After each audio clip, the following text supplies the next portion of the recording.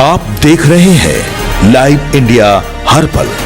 बिहार सरकार के नवनियुक्त मंत्री प्रमोद कुमार ने खान एवं भूतत्व विभाग का पदभार ग्रहण किया।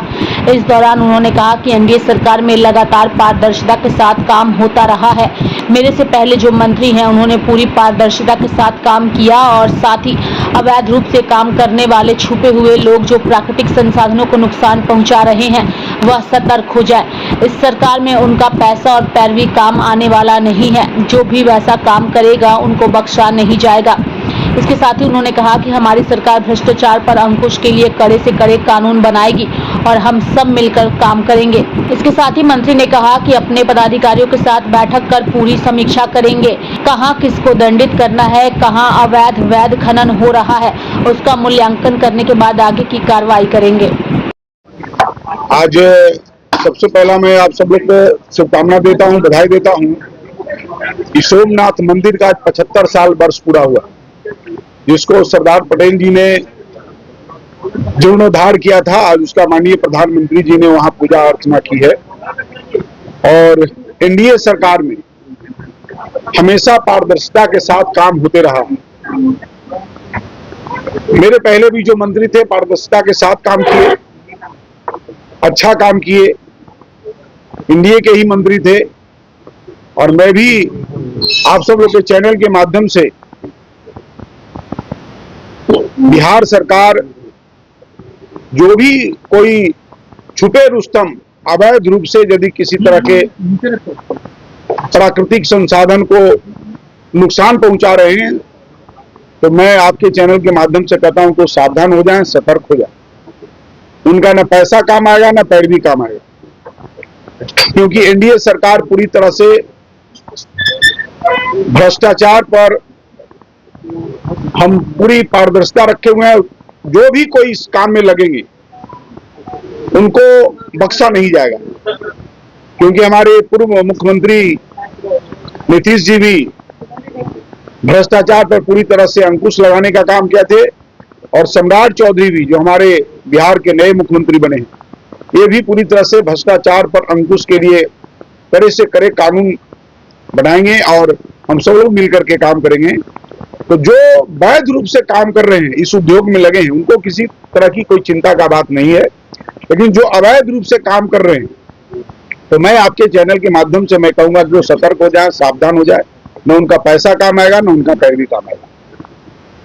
सर, इस बार पिछले साल गंगा में कटाव कई गाँव में माना गया कि खनन इतने बेलगाम तरीके से और निर्मित तरीके से हुआ जिसके चलते कई गाँव गंगा में समाहित हो।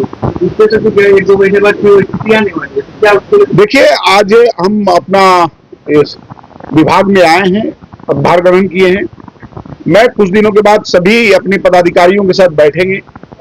कहाँ क्या चल रहा है, कैसे क्या काम हो रहा है, कहाँ हमें ठीक करना है, कहाँ हमें किस को प्रोत्साहित करना है, किसको दंडित करना है, कहाँ अवैध रूप से खनन हो रहा है, कहाँ वैध रूप से हो रहा है। ये सब का मूल्यांकन करने के बाद हम उस निष्कर्ष पर पहुंचेंगे कि हमको आगे क्या करना है।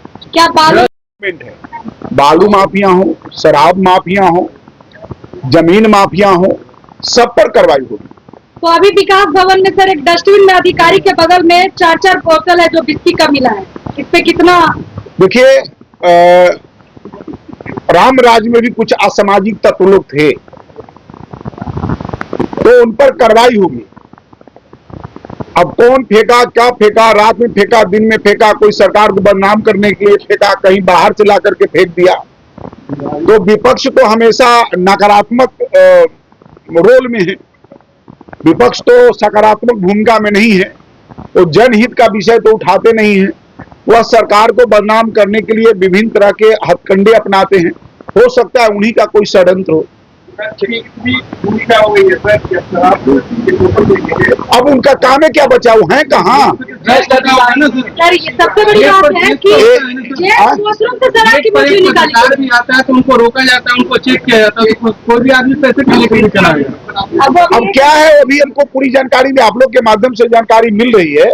कोई भी कुछ भी होगा तो जो भी होगा, जो भी इसमें दिखेंगे या पहचान होंगे तो उन पर कार्रवाई होगी। भ्रष्ट अधिकारियों को क्या संदेश देना चाहेंगे? मैं तो कहा कि जो भी इस काम में लगे हैं, हमारे अधिकारी हों या बालू माफिया हो, खनन पदाधिकारी कोई भी हो, मैं सबको संदेश दे रहा हूं कि वो सावधान हो जाएं, सतर्क हो जाएं।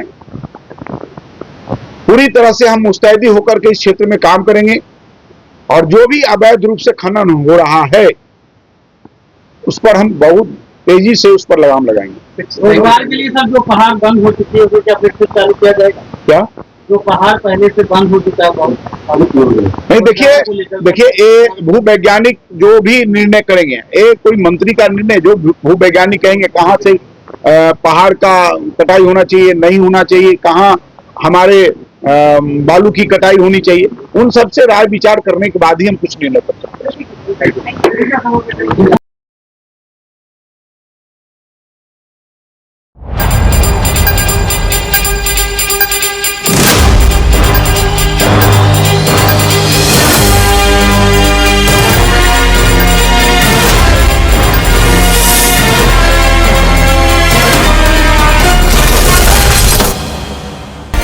आप देख रहे हैं लाइव इंडिया हर पल।